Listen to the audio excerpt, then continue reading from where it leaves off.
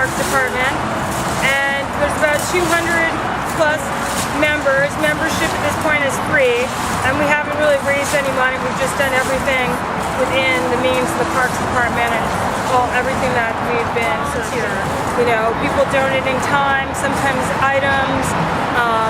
Parks Department support. The Parks Department's been fantastic. But the dogs get along, or sometimes they fight? I have two, so one of them is 100% the pit bull. Right. She's perfect.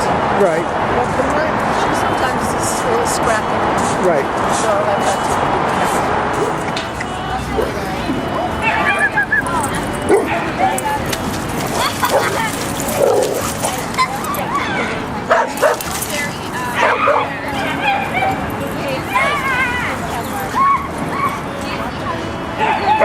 Believe it or not, there's actually no right path to becoming a dog trainer. Most people, it's unfortunately a fairly unregulated industry, and so you need to find the right way. And what I did was I apprenticed under a lot of different trainers, and one of the trainers that I studied with is actually Pat Miller in Maryland, who runs Peaceful Paws.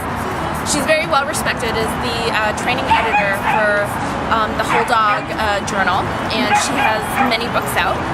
So check her out. She's the reason why I'm the trainer that I am. Is it easier to train? Well, the whole idea of you can't teach an old dog new tricks is actually false. So it is better to start training when they're younger, because then you avoid all of the avoidable problems. It's kind of like an ounce of prevention thing. And most young dogs are quite receptive, but I've known a lot of older dogs that are receptive. It's givepaw.com, and I've got some handouts, guys, on body posture, on how to read your dog's body language. Talk a little bit about that. Yeah, absolutely. Have you guys ever seen your dog shake off as if they were wet, but they weren't?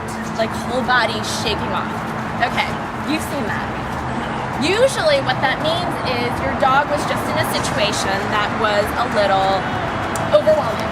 And that is what I actually like to call their reset button. It's like you and I coming home from work and going, boy, what a long day, that was stressful, I gotta shake it off. Okay, so if you see your dog shake off, I get some people, and I know that some dogs, it takes a lot to push them to bite, either a human being or another dog.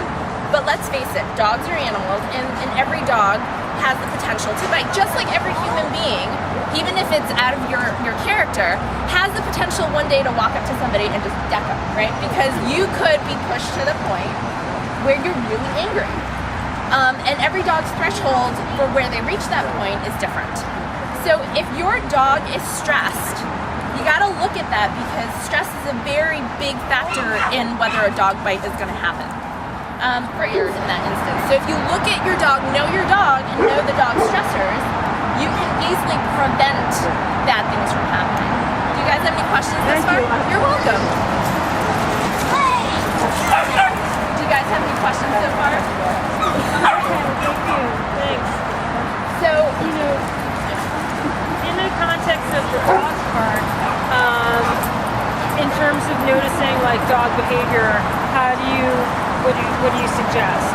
well, I would look at when your dogs are playing, there should be a lot of give and take, for one, right? If it looks like this, two dogs going like this, that's good. That means dogs are changing positions all the time. If it's just one dog, and this is another dog, and it's just like one pushing them all the time, that might not be the healthiest relationship, and you might want to separate them. The other thing is, if you look at your dogs and they're getting really excited, arousal level can mean that they're going closer to potentially getting into a dog fight. So you might want to interrupt play frequently and kind of give them downtime so that they can come back down to 0 and then go up again. Okay, rather than letting them hit 100 and then, keep on going. In terms of body posture, you guys have good visuals on your handouts of what, offensive posturing looks like. If you see your dog with paddles up and, tippy toes and ears forward and tail pointing to the sky, maybe you want to take him home. And there are some dogs, I know some people who take their dogs to the dog park, and they tell me, well, my dog just sits next to me and shakes.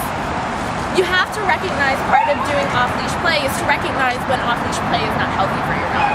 And for that reason, actually, my dog does not go to the dog park because when we got her, she was under-socialized, and I noticed that whenever she went into the dog park, those stress signals that I talked about, she was exhibiting them over and over again, and she was just not enjoying it. And just because people think that dogs should go to the dog park, your dog might not want to go to the dog park, so you have to recognize that. And if you put your dog in a situation where they're constantly uncomfortable, they are going to be pushed to that point where they're going to want to react poorly. So you want to look at that.